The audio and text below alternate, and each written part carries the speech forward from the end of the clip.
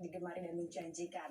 Namun sayangnya masih banyak nih masyarakat yang belum berani mengambil resiko untuk berinvestasi di bidang properti, terutama bagi yang belum punya banyak pengalaman. Nah, pagi ini pemirsa, saya akan berbincang dengan seseorang praktisi di bisnis properti dan akan memberikan solusi untuk Anda mengenal lebih jauh seperti apa jika ingin memulai bisnis di bidang ini.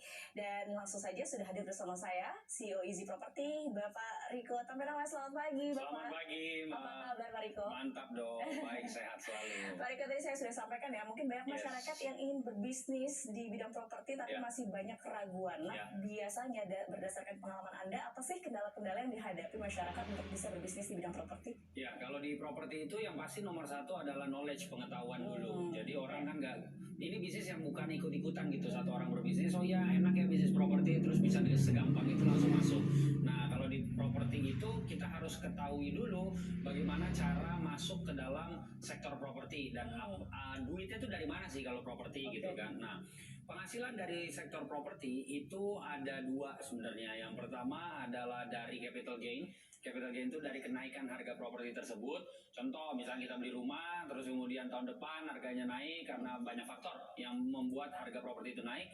Kemudian harga naik, ketika dijual, selisih dari harga jual dan harga beli itu disebut dengan capital gain. Nah, yang kedua sebenarnya ini esensi dari bisnis properti adalah kalau kita bisa punya cash flow dari sektor properti. Maksudnya cash flow itu apa? Jadi propertinya itu yang dijadikan mesin untuk mencari uang untuk Anda. Jadi propertinya tetap milik Anda, kemudian properti tersebut yang menghasilkan uang untuk Anda. Caranya gimana? Properti yang disewa-sewakan. Ada beberapa jenis properti atau cara untuk menyewakan properti. Salah satunya misalkan rumah dikontrakin, buat kos-kosan, apartemen disewain, ruko disewain, dan lain sebagainya, macam-macam. Nah, ini yang disebut dengan cash flow. Nah, kita tuh harusnya fokus ke situ. Yang dimana propertinya tetap dapat capital gain didiamkan saja.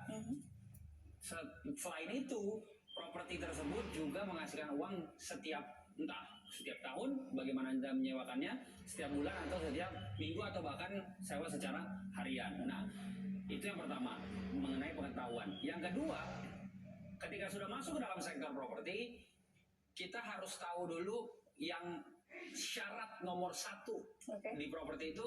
Orang udah banyak yang mengenal istilah 5L lah.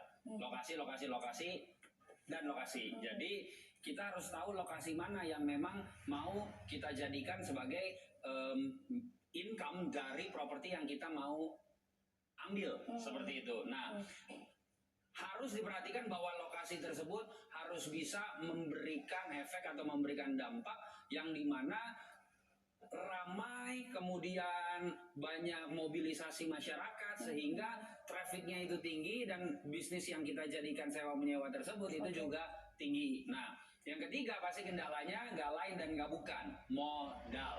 Karena identik yang namanya properti itu ya bicara soal uang yang besar dan lain sebagainya. Padahal ada beberapa cara untuk kita bisa meminimalisir modal, bukan tanpa modal tapi meminimalisir modal untuk masuk ke sektor properti. Nah, yang harus digarisbawahi adalah properti ini adalah lokomotif dari ratusan sektor atau industri yang lainnya. Jadi ketika saat ini perekonomian sedang tadi saya dengar tidak dapat diprediksi, betul itu. Nah, tetapi properti ini adalah dasar muara dari segala macam bisnis dan investment. Maksudnya apa? Jadi semua bisnis, you name it, banyak bisnis, banyak sektor, pasti itu berdiri di atas properti. Kantor pun properti, betul ya, dan lain sebagainya. Jadi ini adalah salah satu hal yang harus kita perhatikan bahwa semua orang masuk ke properti. Nah, tinggal kapan masuknya dan kapan mau belajar.